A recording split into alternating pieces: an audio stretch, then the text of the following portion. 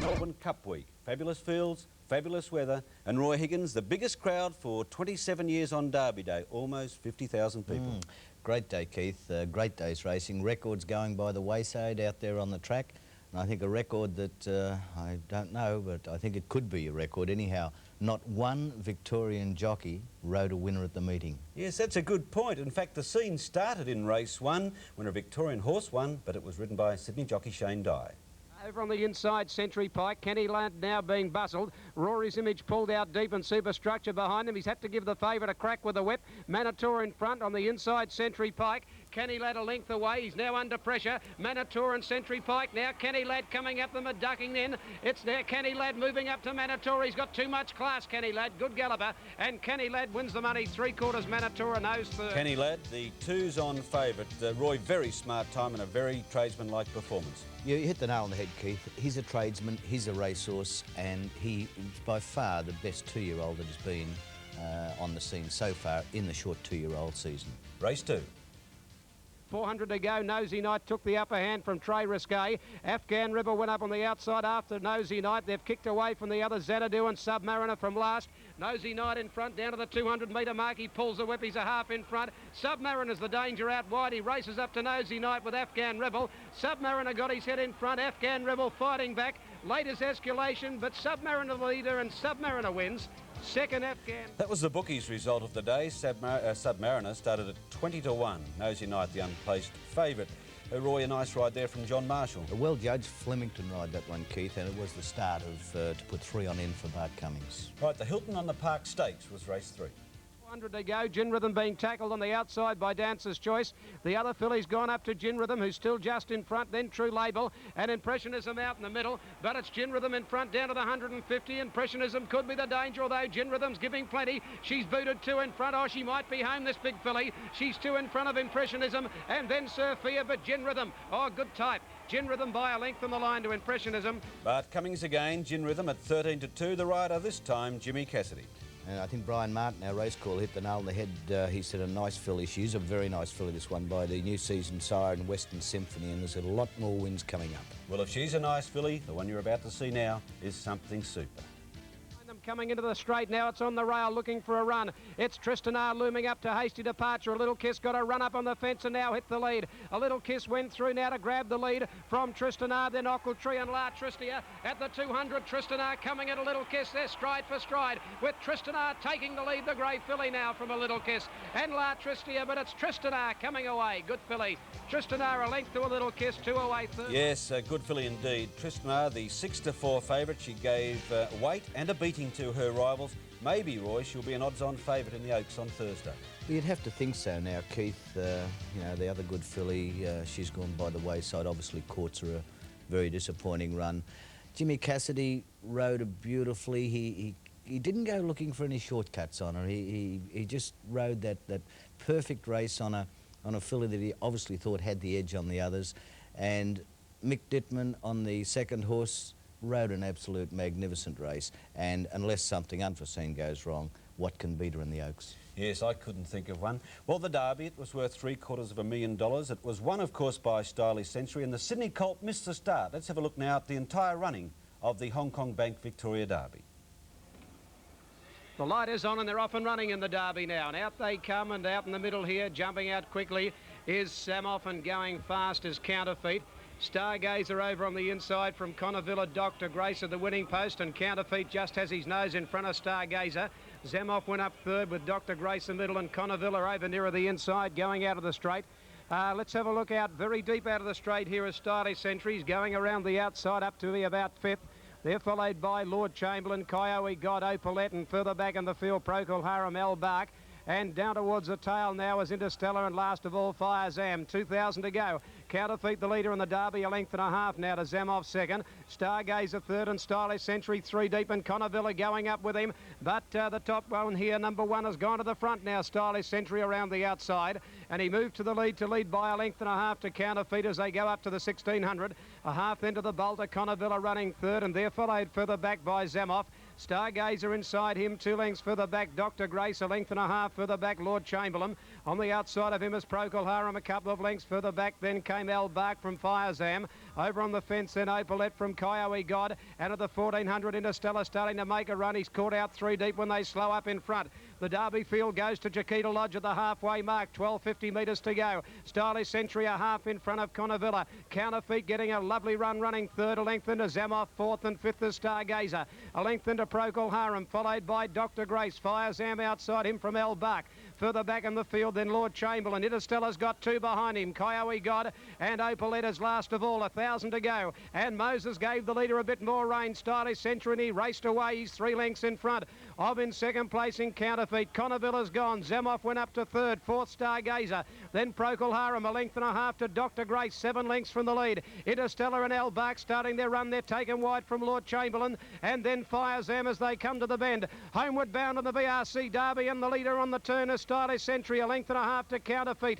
They're followed by Zamoff. Then Dr. Grace under pressure from Procol Harum. Interstellar is about 8 lengths from them and down to the 400-metre mark. And the leader, Stylish Century, 2 in front of Counterfeit. Then Zamoff further back, Interstellar, followed by Dr. Grace. But Stylish Century doing it well at the 200-metre mark. They've got to run him down. He's out 4 in front. Zamoff to second, Counterfeit further back, Dr. Grace. But it's Stylish Century for the Derby. He's holding them at bay in a magnificent performance to Stylish Century to win by 3 lengths.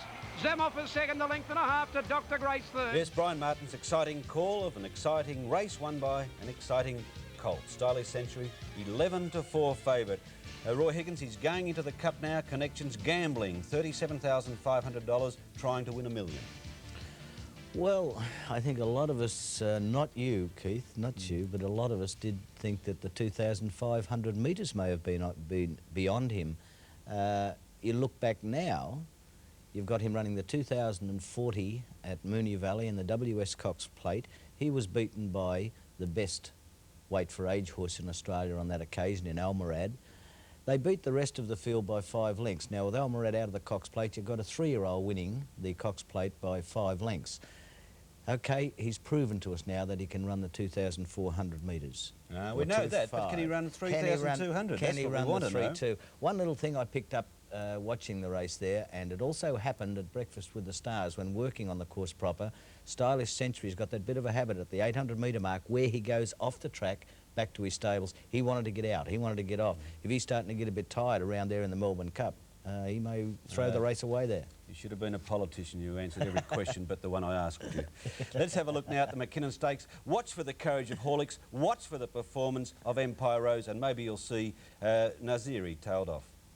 Away badly was Superimposed down to the 400-metre mark, and Bo Rogue the leader. A length in front of on the outside King's High and Research, and they're followed by Horlicks. Then Superimposed, Bo Rogue being grabbed now by Horlicks on the outside. Horlicks has moved up now with King's High. Bo Rogue back on the rail, then Superimposed. Horlicks takes the lead with 100 to go, and the New Zealand mare's coming away. Horlicks gets up to win a half length at King's High. Third home is Bo Rogue.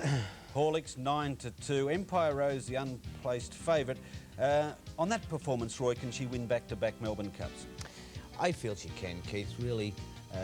We've got so many suspect horses at the distance in the Melbourne Cup. She has proven herself in the Melbourne Cup. She comes in with 56.5 kilos. Light Fingers won the Melbourne Cup in 65, saddled up the following year with 57 kilos. She was a little pony. This mare's a giant. And Light Fingers happened to run into a pretty fair horse at the time called Galilee. I think this race is inferior only because I think the chances are doubtful at the 2 miles. She's not. OK, let's have a look at the Gadsden now. The race is over 1,200 metres. It was won by a miler. Not travelling well, and then came Petrero Raw, Real Northern Copy last. Coming down with about 300 metres to go, Rise and Shine, Heavenly View, Prismatic Star, and Glenview is getting out and coming home well from Lonely Dreamer. It's Rise and Shine in front. Heavenly View grabs it now. Here's Planet Ruler getting a late run. It's going home at a great rate. Planet Ruler races to Heavenly View, and Planet Ruler gets up to win from Heavenly View, a half length. Third in a photo. Planet Ruler at 8-1, and a couple of punters, 3 in this state, got a dividend of more than $105,000 for the jackpot. It was a nice performance by Planet Ruler. Yes, good ride, sat back, waited very patiently out the back. That's how that horse likes to be ridden. Timed his run to perfection. He's a good horse. At one stage, I think he strung together something like 9 or 10 wins on end And he's back to his best. Unlucky in the IXL at Caulfield at the Cup meeting also. Well, if Empire Rose isn't the New Zealander to win the Melbourne Cup, maybe it will be this one, Kosh King, winner of the Dalgety. Coming down to the 300, and old Sea Legend got through with Kosh King the danger. And Go Pack on the outside from our watchman, then Imprescetto. Go Pack and Kosh King have got to Sea Legend, 200 to go. Kosh King on the inside and Go Pack. They're going stride for stride. Go Pack and Kosh King, nose for nose. It's Kosh King getting ahead in front of Go Pack, nearing the line, and Kosh King wins the last. Kosh King ahead on the line to Go Pack. A length away, Sea Legend third, a gap in the field. Kosh King started at 7 to 1. Go Pack, the equal favourite with the unplaced non-aligned. Was that a reasonable Melbourne Cup trial?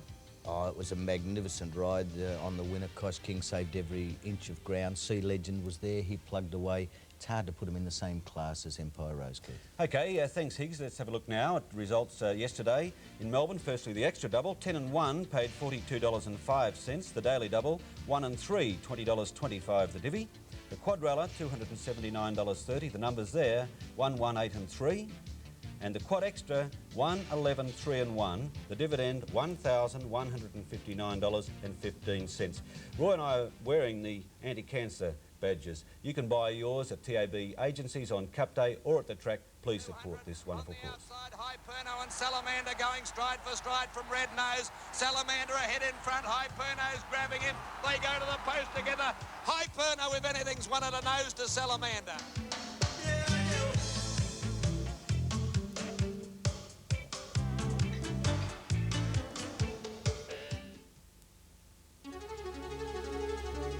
At Mazda, we believe so strongly in the quality of our utes that we're the only ones to offer you an unlimited kilometre warranty.